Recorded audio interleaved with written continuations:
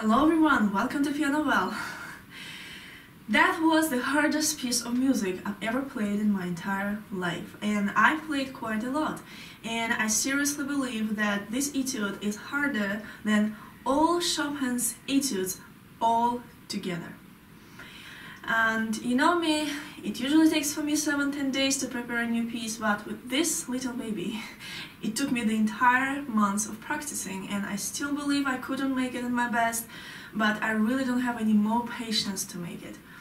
So the first time I tried to play it in the fast tempos, it was impossible, because after only one single line, my fingers would stop moving. I would start having this burning sensation in my muscle here, then I would feel it becomes like a stone and starts aching. And I never had this feeling in my entire life. That was quite interesting. And this phase met many tears, and I was questioning Chopin, did he even try to play this etude by himself? Or what was he thinking? And maybe he was like, oh, I don't know, I'm just a composer, I feel the music, I write it, I don't care how pianists would play it, that's not my problem. But anyways, as I always say, what is impossible today is possible tomorrow, and of course we need to be smart to know how to exactly overcome our technical issues, not just repeating the same mistakes over and over again, hoping that it will work out by itself one day. And this tutorial is again to show you guys how the PianoWell system makes impossible possible. And we're going to talk about only one topic today, what in this etude will help us to release tension in hands and being able to play it in fast tempos and relatively effortlessly. So we're going to talk about how rearranging notes, movement of wrist and elbow, making of phrasing, and internally singing while playing will help us to do this. So the first thing is rearranging notes. We will try to take with our left hand as many notes as possible to make the life of our right hand easier. And the first time I'm taking this interval with my left hand, and I'm using these fingers with my right hand. 2, 1, 3, 2, 5. 2, 1, 3, 2, 5. Another place is here. This third I'm also taking with my left hand.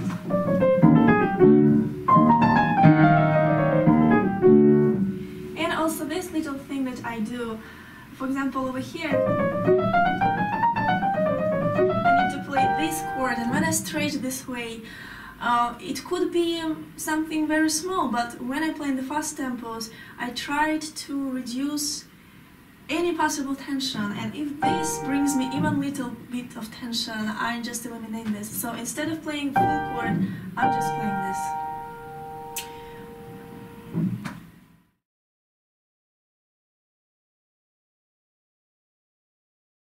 Imagining notes in violins and cellos with movement and expressing them with our wrist movement will also help release our tension. And we always need to remember that we're not playing with our fingers. Our fingers just loosely following our hand and wrist like this. And so if I'm playing, for example, this descending passage over here, and I will keep my wrist this way. Oh, wait. And then I have this little turn to the opposite way. I use this because it's like the island of heaven that helps me to release tension. So basically, with my muscles, I would go this way and then this way, this way, this way. And when I do this opposite movement, little movement with my muscles, it releases tension right away. So left, right, right, right. Again, in the fast tempos, the movement's almost unnoticeable, but I'm talking about the sensation that will remain in the muscles of my wrist. And lastly, when I imagine the sound, I would already feel the energy of the sound in my hand here, and when I play, I'm not pressing the key till the very end like this, again with my fingers, but I would kind of play in the middle of the key like this. And you can feel the sound is different. And so it brings so much more lightness and effortless and speed to my playing.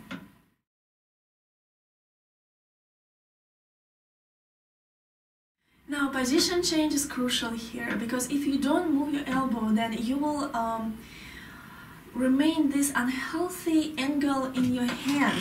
Let's say instead of moving like this, when your elbow would lead your hand, you would move like this, kind of your hand is leading your hand and your arm. And so when I go this way,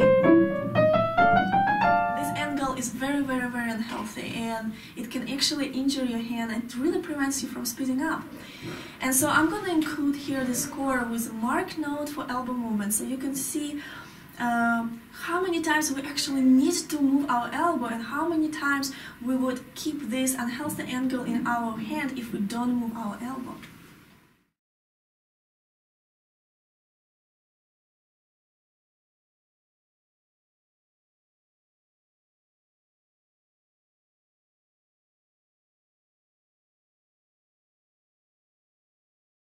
So every time I would play here, I would move my wrist first, I would start moving my wrist first, and then on that movement I would move my elbow. Wrist, elbow, every single quarter. Again, in the fast tempo, it will be just the sensation in your muscle. And by the way, making elbow movements with your left hand lips will ease your playing as well, so not just move the whole arm. It's so heavy. But moving wrist, elbow, wrist, elbow, wrist, elbow. This way, elbow first. And in a fast tempo, it's simply just a very comfortable movement. I mean, when I play, you cannot say I'm moving my elbow, but I do this.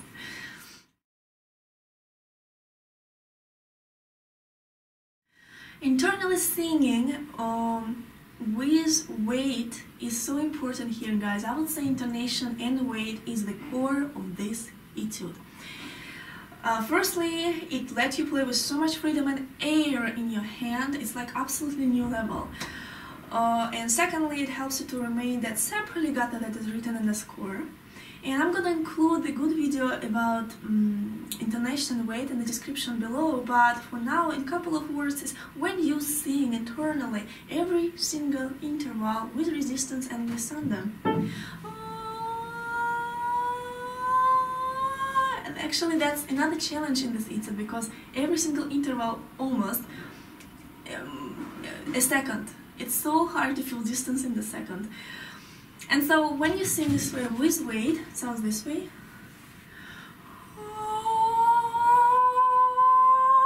So you already feel freedom in my voice, in my body.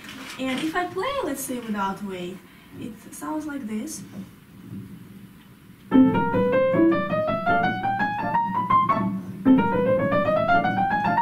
Very heavy. If I play with weight and singing,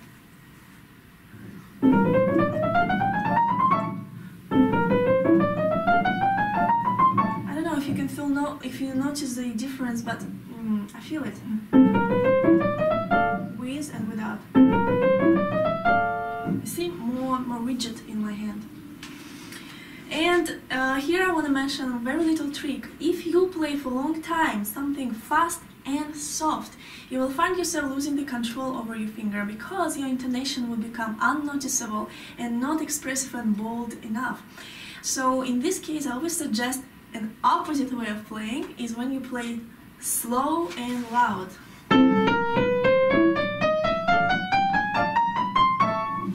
Playing this just twice will fix everything in your fast and soft tempo. So if I play and then I play in fast tempo, it's like my fingers will go by themselves. I know, it's like when you have the weight on your shoulders and then you take the weight and you're just like, oh, everything's so light and everything is moving by itself.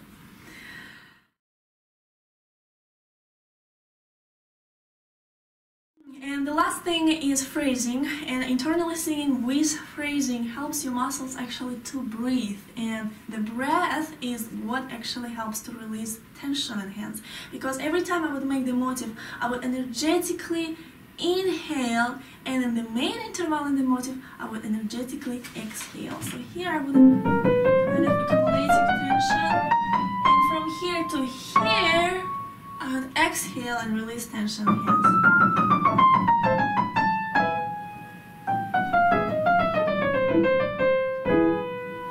And again, I'm not saying literally breathing, but it's more like energetically, you know, when you accumulate tension energetically and then you release tension. It feels like this.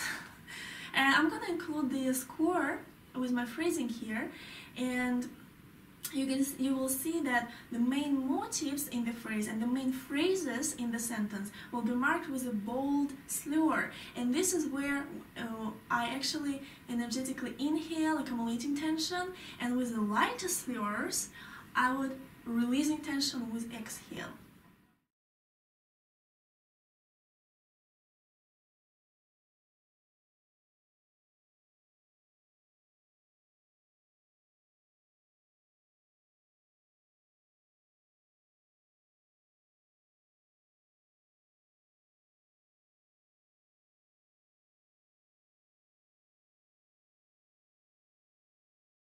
And it will sound like this.